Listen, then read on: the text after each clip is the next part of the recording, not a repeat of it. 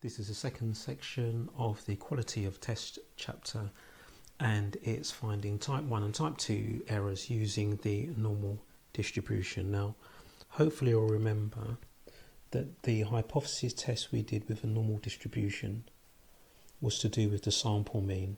Okay, so here's my normal distribution for the sample mean. The mean of the sample mean is the mean of the population, mu. The standard deviation of the sample mean is equal to the standard deviation of the population divided by the square root of n. So you remember n is the sample size. N equals sample size. And when we did a hypothesis test on the sample mean, so hypothesis test on sample mean, which we write as x bar, H0 was that the mean of the population hadn't changed, so there's no change, and H1 was that the sample mean had changed, or not the sample mean, but the mean of the population had changed, so it may be that it's increased, decreased, or changed. So there's going to be some sort of change. So we've done this before. Now we need to work out type 1 and type 2 errors, and it's actually a little bit easier with normal distribution and the sample mean, because let's say, for example, I had a two-tailed test, then it's nice and easy to draw a diagram where I would have these values here. These would be my critical values there, and the bits that are shaded would be the critical regions. So these bits here are critical regions.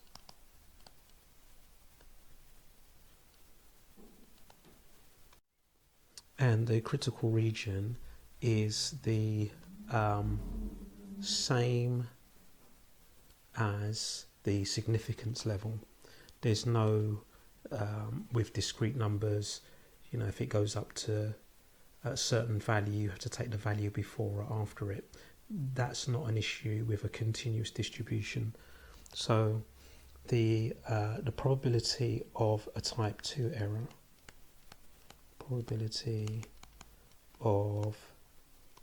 type 1 error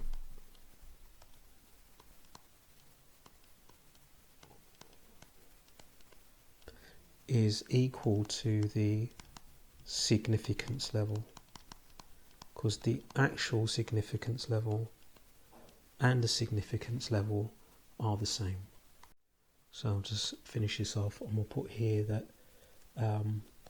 these bits here, these are our rejection regions, where we would reject H0,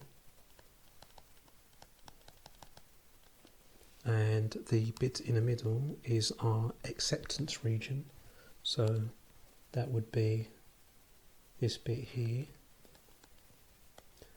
and we would need that acceptance region when we want to work out the probability of a type 2 error.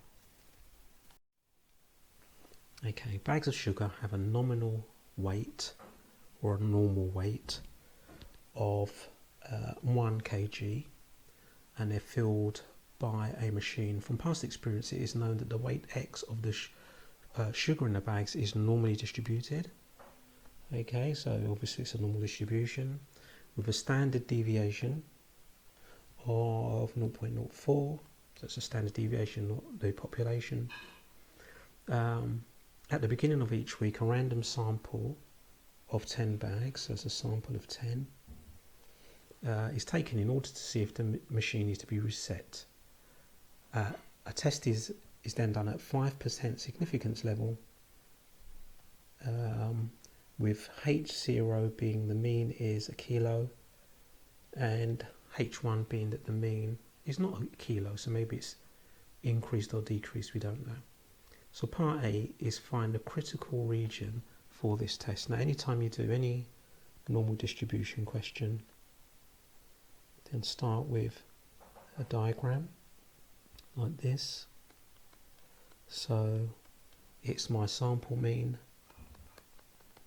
The mean of this is going to be 1 kilogram, and the sample mean, or the sample standard deviation, sorry, is going to be the mean of the standard deviation of the population, 0.04, divided by the square root of the sample size, so square root 10.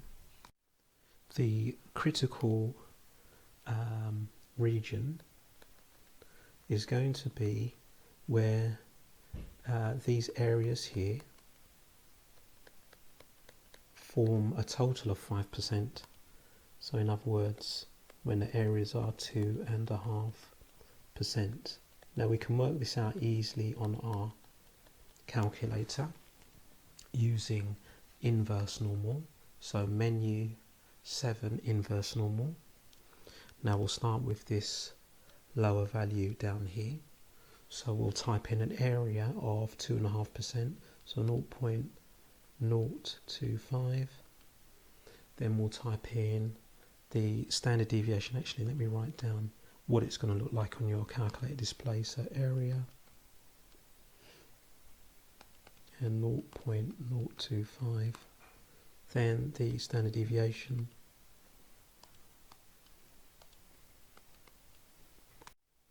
So you just type in 0.04 divided by root 10. Your calculator then work that out for you. And the mean we'll type in as 1. So that's what you type in. And that will give us a value there of 0.9752. Okay, so that's my lower critical value. I'll do the same up here. Now this time, when we type in the area, remember you type in the area from the left, so we can either do 1 minus 2.5%, or we can type in 0.975. Yeah, so the area you type in is 0.975, the area from the left, just a reminder. The standard deviation and the mean don't change, so you can just press equals equals. So it just scrolls through those, and we get a value now of 1.024, got to 4 decimal places, 8. So my critical regions, if I write it over here, are when the weight X is less than or equal to 0.9752, and when the weight X is greater than or equal to 1.0248, and these are both kilograms. And this is for the mean, these sample means. Part B is very easy. The probability of a type 1 error is the same as the significance level, which is just 5%. Very easy. Part C, assuming that the mean weight has changed, okay, find the probability of a type 2 error. Now type 2 error, remember that's the probability of accepting H0 given that H0 is false. Now the reason H0 is false is because the mean is no longer 1, it's now 1.02. So if we're going to write out the working for this, the probability of accepting H0, now where would we accept H0? In this bit here, this is the acceptance region. So it's the probability that X, or the sample mean X, is going to be greater than 0.9752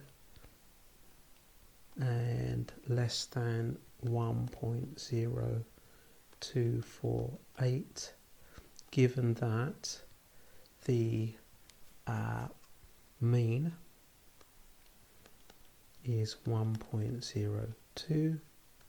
So on our calculator, we go to normal CD now, because we want to find an area of probability. So when we do that, for the lower value, we type in that 0.9752. For the upper value, we'll type in 1.0248. For the standard deviation, that's going to be the same as before, so 0.04 divided by root 10. And the mean, now we type in 1.02. So if we do that, we get to 4 decimal places, an answer of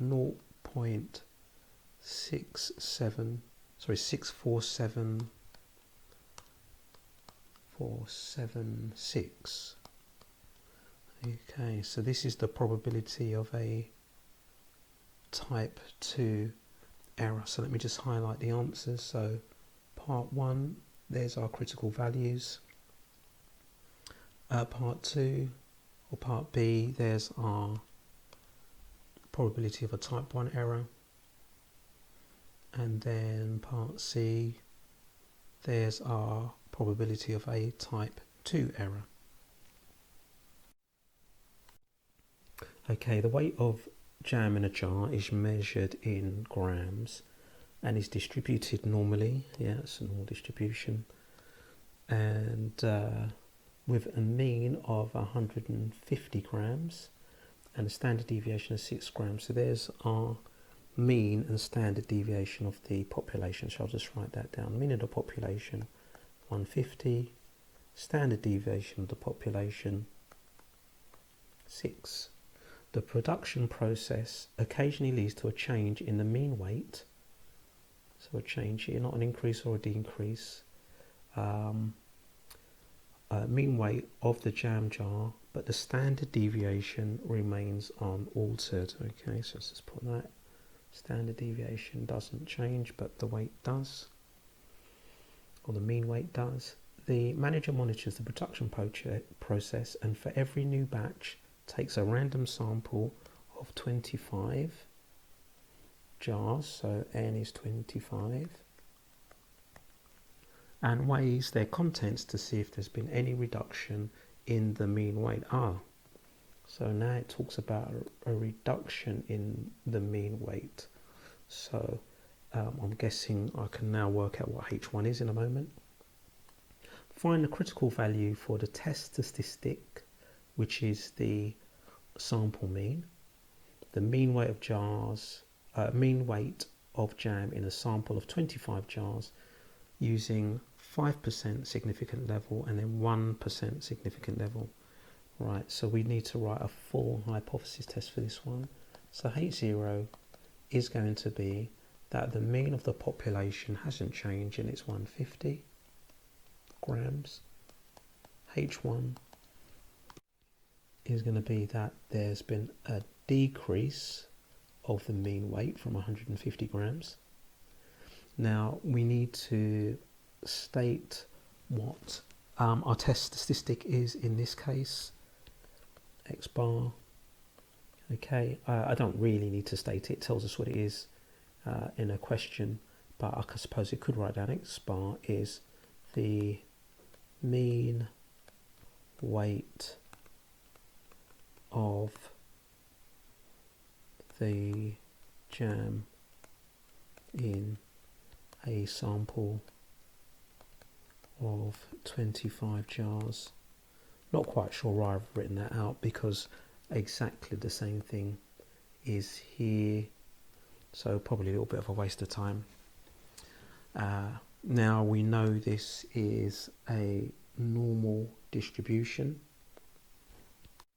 so the sample mean is normally distributed with a mean of 150 and a standard deviation of 6 squared. That's the variance of the population, so the variance over n 25. Now we can draw our little diagrams maybe to help us here, so I'll draw like a little normal distribution there, and if it's a decrease I'm looking at this side here, and for part A I know this is an area of 5%. This is a mean of 150,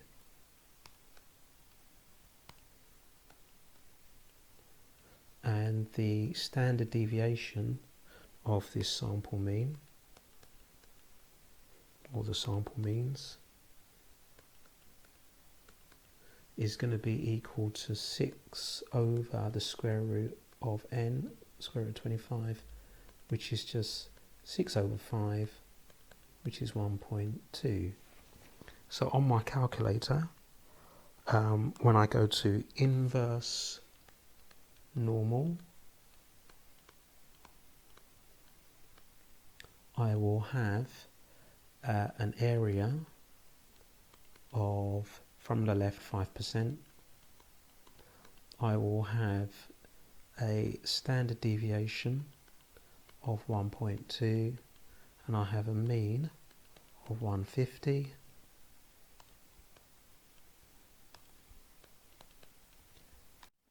And that will give me a critical value of 148.0262.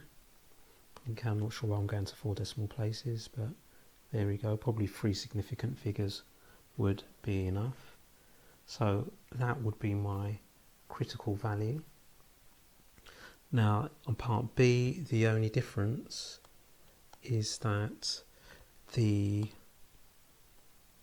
significance level is now 1%. So this area over here is just an area of 1% rather than a value of 5% as it was in part A. So I will type in area of 0.01, the same standard deviation and the same mean, and that, so I can just press equals and just change the area to 0.01, and that gives me a value of 147.2084. Okay, so that is my other critical value. So it's not asking for the critical regions, not just the critical values. So there's my answer for part A, there's my answer for part B. So if we move on to part C, it says given that the true value for the mean of the new batch is in fact 147, so it means that H0 is no longer true, find the probability of a type 2 error. So the probability of a type 2 error is the probability of accepting H0 given that H0 is false, and H0 is false because the mean has changed. So we'll just do our working for it here. So it's the probability of the sample mean being in the acceptance region. Now we're going to do two of these. We'll do one for the 5% and one for the 1%. So for 5% significance level, the acceptance region is where the sample mean is greater than 148.0262, given that the mean is now 147, whereas for the 1% significance level, the acceptance region is where the sample mean is greater than 147.2084, again where the mean is now 147. So we'll use our calculator to work those out. So for both of these you use normal CD. This number will be your lower limit, and then just pick any huge number for the large limit. This will be what you type in for the mean, and your standard deviation will be the same as before, 1.2. So if I do that for the first one here, on my calculator to 4 decimal places I'll get 0.1962. It's like 6229, so it'd be 621962. If I just press equals, and I'll go back and I'll change that lower limit to 147.2084. You might want to use exact values if you want to, but I think if you did it to at least 4 decimal places, then you know your answer is going to be correct to at least 4 decimal places. Yeah, and typing that in, I get 0.43106. That'll be 1. Okay, so this one was 5% significance level, and this was 1% significance level. Now the reason we did this, it just goes to show you that changing the significance level has a big impact on the size of the a type 2 error. Yeah, so by changing the significance level, by making the significance level lower, which is what we did, we went from 5 to 1%. If you make the significance level lower, you make the probability of a type 2 error higher. In fact, it's more than double. We've gone from about 20% to just over 43%. So it's a little balancing act that we need to try and do when we sort of increase or decrease the significance level, because that is going to have an impact on a type 2 error. And in fact, the best thing we can do is to increase the sample size. If we increase n, yeah, we'll actually reduce the size of these type 2 errors occurring. That's a better choice than increasing or decreasing the size of the significance level. You should now be able to do exercise 8b on pages 156 to 157. All of these questions are to do with normal distribution. So we have our sample means, which are normally distributed. The mean of these is the mean of the population. The standard deviation of the sample mean is the standard deviation of the population over the square root of n. So that's the standard deviation of the population.